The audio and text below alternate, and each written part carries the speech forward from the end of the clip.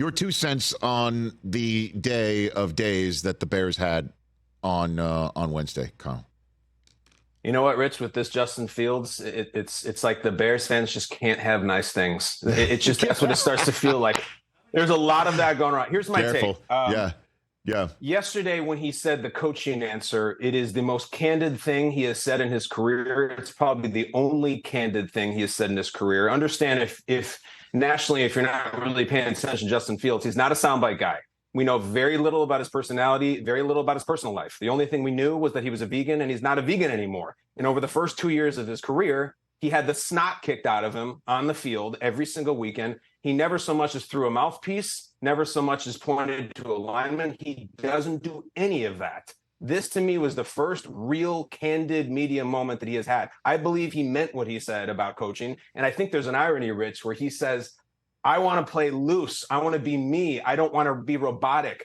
I think he was mirroring that in his media comments. He was playing loose and being himself and being robotic. And I think he's saying, look, I'm being overcoached. I'm being told a million different things. I don't feel free. I don't feel like an athlete. I feel like a robot, and it's too much. And it is the coaching.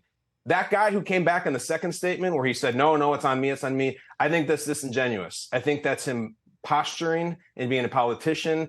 And listen, Rich, you could bring on a million people and a million ex-quarterbacks to your show who can tell you the quarterback needs to put it on him and it's got to be his fault. That's fine. I respected that was a candid comment from him. And we actually saw the real Justin Fields say, I'm not feeling good about this coaching right now. I'm tense and I'm tight. I think that's what he meant. Yeah, I'm with you. And again, he's just a 24-year-old who doesn't, who is otherwise very guarded, who let his guard down. And I understand, again, that, that I don't believe he was saying that the coaching is the reason why he's playing poorly. I just think he just it's causing him to maybe have a hitch or two when you're just trying to be instinctive, and that's how you got to be Justin Fields in many different ways.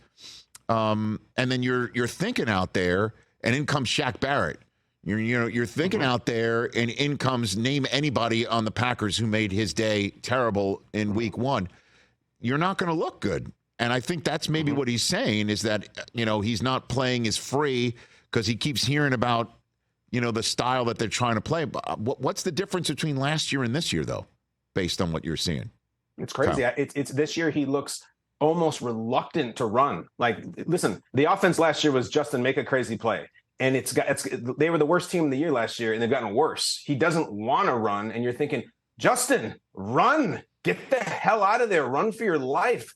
And when Shaq Barrett is coming, maybe part of the reason it's coming because that's the second straight play they've run the exact same screen pass, and Shaq Barrett's played a lot of snaps together, and he intercepts it. But don't get me wrong, Rich. Here's the stat about Justin Fields. If we really want to engage in the schadenfreude for Bears fans, yes, he has 2 touchdowns this year, 2 touchdown passes, and 2 pick sixes. So he's thrown as many touchdowns to Bears as he has to Bears opponents. Oh, boy. So it's getting really bad. And now he goes to Arrowhead.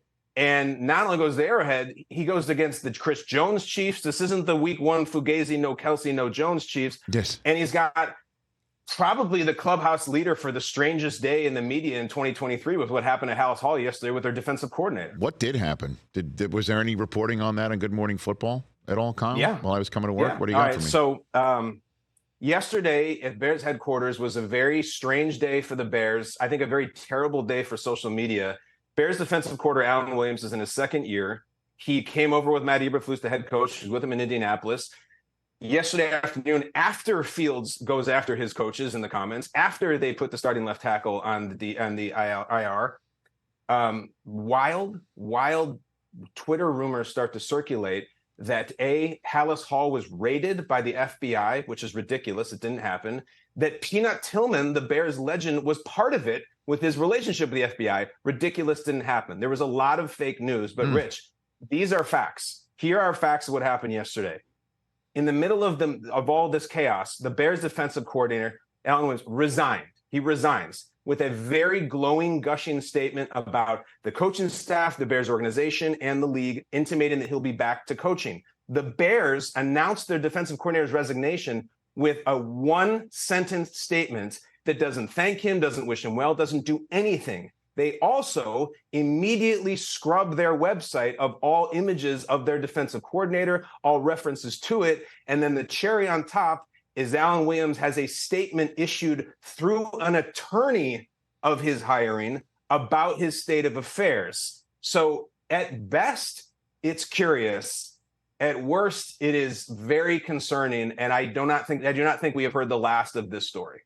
Kyle Brandt here on the Rich Eisen Show, and so Eberflus is going to be. Ugh. He is going. I know, man. And it's tough, Rich. Yeah, I hear you. Hey, look, we could have. This is like group therapy here, and you made a reference earlier on in this conversation about can't have some nice things. I tweeted that out about the Browns. And their fans at a terrible time, to be quite straight up about it, when Nick Chubb had just been carted off. And I was just echoing the sentiments that I said on NFL Game Day morning and into this microphone for days, that Jets fans can't have the nice things because Aaron Rodgers might be done for his career as well, even though it does appear he says otherwise right now. And Browns fans thought I was, dunking on them. It's like, hey, this is all one family of people that have been waiting and having hope completely doused right off the bat. I mean, who knows, Kyle? Maybe, just maybe, Justin Fields said what needed to be said. Something got cleared, and he will show up on Sunday looking like the kid that was very difficult to stop last year and made him, a fantasy darling because of what he could do. Maybe that happens, Kyle. If I was the Bears coaching staff, the Bears offensive coaches, I'd say, all right, let's sit down. What do you want to do? What plays do you want to run? When do you want to run them? I want to make you comfortable. Yeah. Let loose. Go ahead. Because we're going to Arrowhead. No one thinks we're going to win. Go and have a wild game. Let loose. Throw Hail Marys if you want. Run triple option. Run the single wing. Do whatever you want. But I don't know, Rich. I hope, because they're not 0-2, Rich. They're 0-12 in the last 12 games. And so we got to just get all of this out. I remember after the Rodgers injury, it must have been infuriating for yourself or anybody, a Jets fan, where you got to wake up to, well, maybe it's Carson Wentz or maybe Matt Ryan. It's insulting. It's kicking you while you're down. It's improbable. It's not going to happen. And to that version for the Bears today is, all right, so when they lose by 40 to Mahomes and Fields throws 3 more interceptions, you got to just tear it down and start over. They just tore it down. This is the new coach. This is the new GM. This is the new quarterback. It's all new everything. You can't keep tearing it down all the time. Eventually, you got to make that tenement shine. That's not the answer. It's insulting to hear that. Catch the Rich Eisen Show every single day on the Roku channel, 12 to 3 Eastern, for free.